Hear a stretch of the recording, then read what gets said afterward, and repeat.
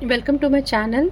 इस वीडियो में हम एरिया रिलेटेड टू सर्किल के एक्सरसाइज 11 जो है वो करने वाले हैं। स्टार्ट करने से पहले मैं बस थोड़ा सा बताना चाहूँगी कि सेक्टर का area theta by 360 pi are square क्यों होता है। तो सर्किल का एरिया पाई आर स्क्वायर होता है और जो ये होल सर्किल को यदि सेक्टर माने वो अपने सेंटर पे 360 एंगल सब्स्टिट्यूट करती है।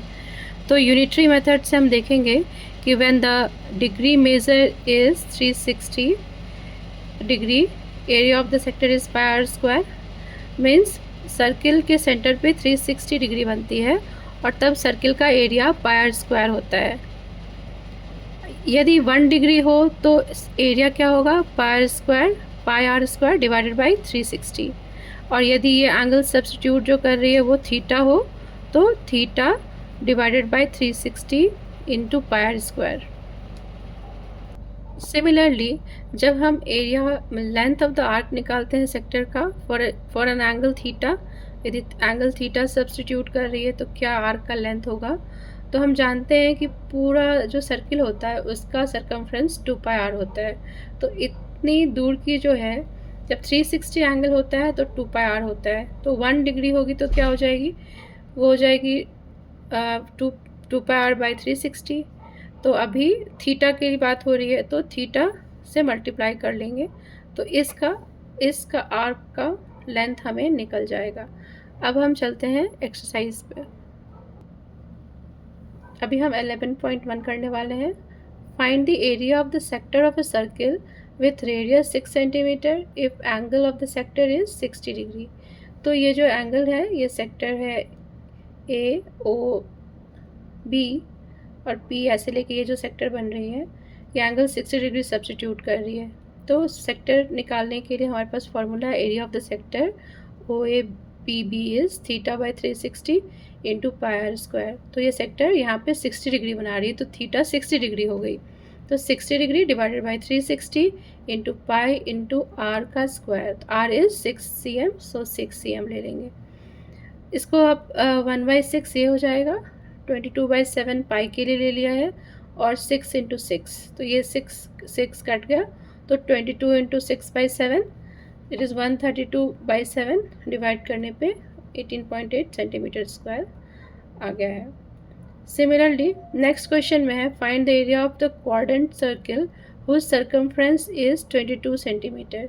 इसमें सर्किल का सरकमफ्रेंस दिया हुआ है और एरिया निकालना है quadrant circle. Quadrant is 1/4 of the circle. तो पहले सरकमफ्रेंस की मदद से हम आर रेडियस निकाल लेंगे because 2 pi r is 22 and pi is 22/7, so 2 into 22/7 into r is 22, so we have r is equal to 7/2। इसको पॉइंट में 3.5 सेंटीमीटर लिख लेंगे और यहाँ पे एरिया ऑफ क्वाड्रेंट निकालना है, it is 1/4 of the area of the circle. 1/4 होता है क्वाड्रेंट, तो 1/4 इंटू 22/7 पाई के लिए, और ये 3.5 नहीं लेके मैंने 7/2 ही लिया है का होल स्क्वायर, क्योंकि इससे काटने में काफ़ी आसानी हो जाएगी। यहाँ भी 2 से कट जाएगा और ये 7 कट जाएंगे, तो it is 9.6 centimetre square. The length of the minute hand of a clock is 14 centimeter. Find the area swept by the minute hand in 5 minutes. Length of the clock जो है वो radius की तरह काम करेगा, तो जो लेंथ ऑफ क्लॉक है 14 सेंटीमीटर वही रेडियस हो जाएगा, क्योंकि ये क्लॉक की जो ये है ये ऐसे घूम रही है, 14 सेंटीमीटर हो गया। अब मिनट हैंड जो है वो 360 एंगल बनाती है 60 मिनट में, 60 मिनट में मिनट हैंड एक बार घूम जाती है, तो 60 मिनट में ये 360 बनाती है। तो 1 मिनट में कितना बनाएगी, 360/60। 5 मिनट में कितना बनाएगी, 360/60 इंटू 5, तो 30 डिग्री एंगल सब्स्टिट्यूट करेगी ये मिनट वाला जो है नीडल, वो 30 डिग्री करेगी 5 मिनट्स में। So we have now theta is 30 degree, क्योंकि वो 30 डिग्री का एंगल बनाती है। अब एरिया का फॉर्मूला सेक्टर का हमें पता है, it is theta by 360 into pi are square. अब थीटा हमारा 30 डिग्री है तो सबके वैल्यू मैंने सब्स्टिट्यूट कर दिया है, तो इसको सॉल्व करके it is 154/3, so it is 51.3 centimetre square. बस इस क्वेश्चन में ध्यान ये रखना है कि जो मिनट हैंड का जो बता रहा है ना, length of the minute hand is 14 centimetre, तो वही रेडियस का काम करेगा क्योंकि वही तो मूव कर रही है। और वो एक और बात थी कि 60 मिनट में वो 360 पूरा एक चक्कर लगाती है मिनट हैंड, तो 5 मिनट में कितना करेगी, तो 5 मिनट में वो 30 डिग्री का एंगल बनाएगी। बेस्ड ऑन दिस हम फिर सेक्टर का फॉर्मूला से उसका एरिया निकाल सकते हैं। Question number 4, A chord of a circle of radius is 10 centimeter subtends a right angle at the center. Find the area of the corresponding minor segment, major segment. पाई की value 3.14 लेना है। अब circle का radius given है, it is 10, और ये centre पे कितना एंगल बनाती है, 90 राइट एंगल, सो ये 90 डिग्री बनाती है। निकालना है माइनर सेगमेंट का एरिया क्या होगा। तो माइनर सेगमेंट जो है माइनर सेगमेंट, वो इस वाले में माइनर सेगमेंट जो है ये पोर्शन है, ये पोर्शन जो शेडेड पोर्शन है, इसकी एरिया निकालनी है। तो वो कैसे निकाल सकते हैं, OAPB ये वाली सेक्टर ले लेंगे और ये सेक्टर का एरिया ले लेंगे, और उसमें से हम ये ट्रायंगल AOB की एरिया माइनस कर लेंगे। इसमें सेक्टर का एरिया जैसे हम जानते हैं θ/360 इंटू पाई स्क्वायर होता है, और थीटा 90 है क्योंकि ये राइट एंगल बना रहा है। और जो एंगल का एरिया हमें सब्सट्रैक्ट करना है वो एक राइट एंगल ट्रायंगल है, तो हम डायरेक्टली ले सकते हैं ऐसे।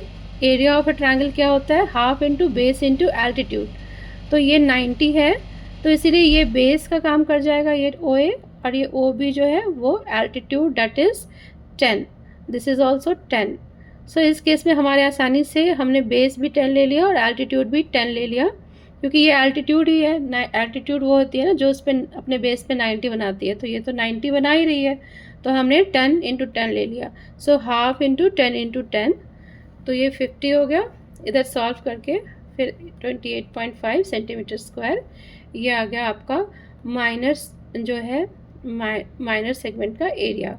अब मेजर सेगमेंट का एरिया क्या होगा, तो टोटल एरिया जो पाई स्क्वायर है, इसमें यदि हम माइनर सेगमेंट के एरिया को सब्ट्रैक्ट कर दें तो बाकी जो पोर्शन है वो मेजर सेगमेंट के एरिया है।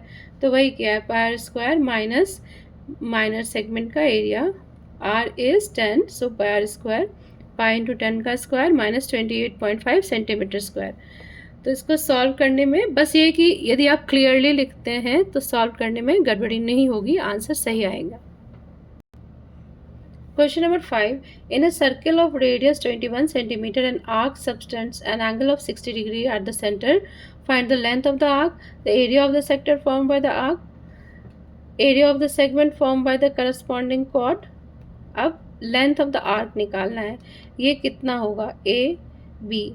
तो उसके लिए जो हमारा फॉर्मूला है θ/360 इंटू 2πr, तो इसमें थीटा तो 60 डिग्री है, तो 60/360, 2 इंटू 22/7, और R है 21 गिवन है, तो ये आ गया हमारा 22 सेंटीमीटर।